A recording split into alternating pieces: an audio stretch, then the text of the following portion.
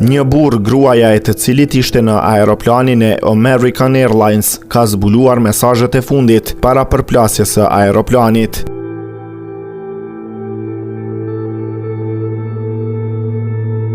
Sipas Daily Mail, Hamad Raza zbuloi se gruaja e tij 26 vjeçare ishte në bordin e fluturimit tragjik nga Wichita, Kansas në Washington, kur u përplas me një helikopter ushtarak pak para orës 21 të mërkurën mbrëma.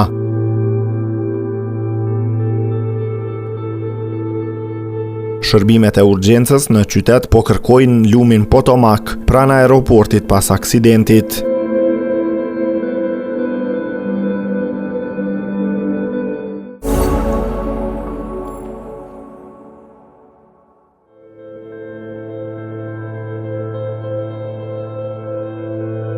Unë thjesht po lutem që dikush ta nxjerrë atë nga lumi tani, ndërsa ne flasim. Kjo është gjithçka për të cilën dua të lutem. Thjesht po i lutem Zotit, tha Raza.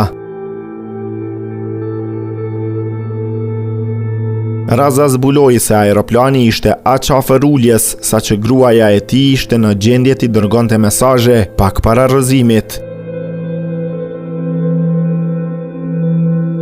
Raza më pas i tregoi reporterit, i cili e përshkroi atë si një nga intervistat më prekse të karrierës profesionale, atë që ai kishte dërguar asaj në telefonin e tij.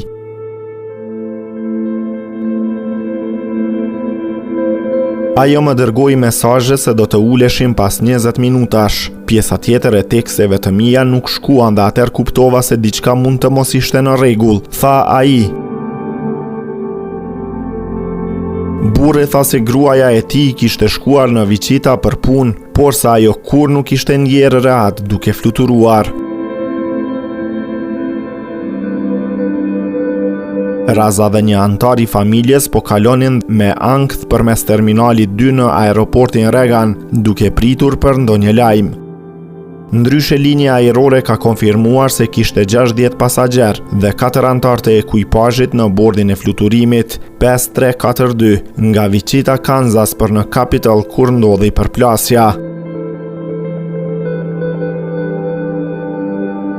Aeroplani thuhet se është ndarë në dysh dhe është rreth 7 metra nën ujë, ndërsa helikopteri është me kokë poshtë.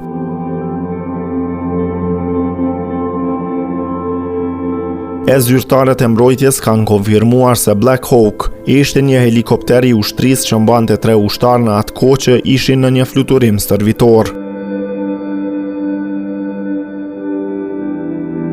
Burimet e zbatimit të ligjit i kanë thënë CNN se ka viktima të konfirmuara dhe se asnjë i mbijetuar nuk është nxjerrë ende.